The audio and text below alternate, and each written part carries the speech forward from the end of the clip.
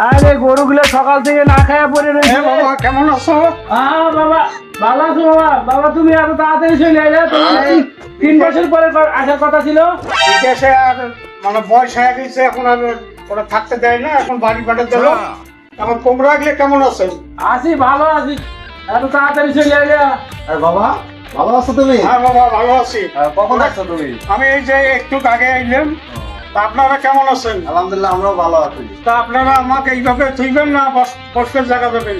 বাবা ঘটনা হয়েছে যে আমার তো ঘরে 2টা রুম, তো 2টা রুমে একটা আমার শ্বশুর শাশুড়ি আছে আর একটা আমি থাকি। তো ভাই তুমি এক কাজ করো, আমার ঘরে তো জায়গা নাই, তুমি ওখানে একটা থাকার জায়গা। পাগল পাগল পারস না। তোর শ্বশুর শাশুড় আইছে, আমার শ্বশুর শাশুড় নাই। আমার শ্বশুর এই শাশুড়ি কালকে আইবো। তাই ইয়া কর, হয়েছে রাগারাগি করা যাবো না। বাবা যখন আইয়া পড়ছে, বাড়ি ঘরে তো ঠিক করি নাই, বাড়ি ঘরে কাজ করা পারি নাই। ওই যে গলিঘরটা বানাইছি না, ওই গলিঘরে আপাতত ঘিরে ঘেরা দিয়ে ওই জায়গায় থাকার ব্যবস্থা করি। হ্যাঁ, থাকার ব্যবস্থা করি, তারপরে বাকিটা ব্যবস্থা হইতেছে। তো বাবা তাহলে চলো, তুমি ওই যে না বাবা, আমি বলছি, তোমার ভাবমূর্তি দেখিয়ে মাথা আমার খারাপ হয়ে গেল। আমি এত বছর থেকে বিদেশে থাকিয়ে টাকা পয়সা ইনকাম করিয়ে দিলাম, আর আজ আমার ওর থাকার জায়গাও নাই, গোয়াল ঘরে আমার থাকা লাগে।